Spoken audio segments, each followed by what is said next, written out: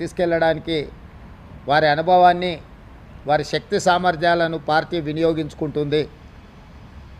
యథావిధిగా కొన్ని గోతికాడు నక్కలు ఏదైనా జరిగితే బాగుండు, లేకపోతే ఒంటె పెదాలకు నక్కలు ఆశపడ్డట్టు పెద్దలు జీవన్ రెడ్డి గారు చర్యల వల్ల కాంగ్రెస్ ప్రభుత్వానికి కాంగ్రెస్ పార్టీకి నష్టం జరగాలి అని ఏవైతే గుంటనక్కలు ఎదురు చూసినాయో వాళ్ళకి పెద్దలు జీవన్ రెడ్డి గారు ఎలాంటి అవకాశం ఇవ్వలేదు. ఎందుకంటే వారి అనుభవం, కాంగ్రెస్ పార్టీ పట్ల వారికి ఉన్న కమిట్మెంట్ ఇలాంటి ఆశించే వాళ్ళకి అర్థం కాదు. కాబట్టి ఈరోజు మీడియా మిత్రుల ద్వారా తెలంగాణ ప్రజలకు, జీవన్ అనే అభిమానులకు, కాంగ్రెస్ పార్టీ కార్యకర్తలకు, ఈ ప్రభుత్వంలో ఈ పార్టీలో వారి గౌరవానికి, వారి అనుచరులకు, వారి సహచరులకు, కాంగ్రెస్ పార్టీ కార్యకర్తలకు ఎలాంటి కష్టము నష్టం జరగకుండా పార్టీ చర్యలు చేపడుతుందని పార్టీ ఆదేశించింది, చేపట్టాలని చెప్పింది. అవి తప్పకుండా అమలు చేస్తామని చెప్పి ఈ సందర్భంగా మీ ద్వారా అందరికీ తెలియజేస్తున్నాను.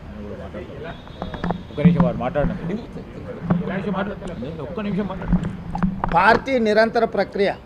పార్టీ ఏ సమయం సందర్భం వచ్చినప్పుడు వారి అనుభవాన్ని ఏ విధంగా వినియోగించుకోవాలనో తప్పకుండా వారి అనుభవాన్ని పార్టీ వినియోగించుకుంటుంది. చర్చలు మీరు చేస్తున్నారు, ఇంతవరకు మంత్రివర్గం మీదనే చర్చలు జరగలేదు. మీ పార్టీకి మీరు చర్చలు చేసేసిండ్రు, శాఖలు కేటాయించిండ్రు, ప్రమాణ స్వీకారాలకు కూడా మీరు ముహూర్తాలు, అవును, దానికి ఖాళీగా లేవు. అదే కదా మీ మీ మీ తప్పుడు వార్తల వల్ల ప్రజలు గందరగోళంలో ఉన్నారు. విద్యాశాఖకు నేనే మంత్రిని, నేనే ఫుల్ టైం మినిస్టర్ను. నేను పార్ట్ టైమా? నేను కేసీఆర్ నా ఫామ్ హౌస్లో వండుకొని ప్రభుత్వాన్ని నడుపుతున్నానా? నేను వీడికి వచ్చిన 4 రోజుల నుంచి ఎన్ని శాఖల మంత్రులను కలిసినా ఏ శాఖ ఖాళీ లేదు.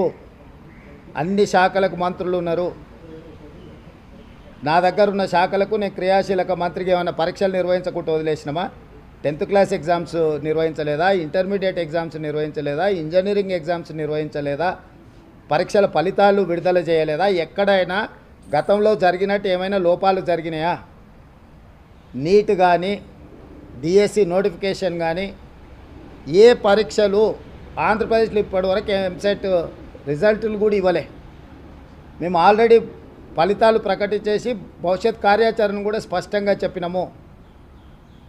ఇప్పటి వరకు మీ ద్వారా సూటిగా నేను సవాల్ విసురుతున్నా. గతంలో విద్యాశాఖ మంత్రులు చేసిన పనులు, ఈ సంవత్సరం మా విద్యాశాఖ తీసుకున్న నిర్ణయాలను పోల్చి చూడండి.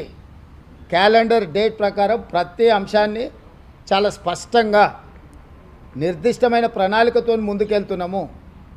కొంత పొలిటికల్ పార్టీ ఓన్డ్ మీడియా, అంటే రాజకీయ పార్టీలు నిర్వహించే టీవీలు కానీ, పేపర్లు కానీ, ఆ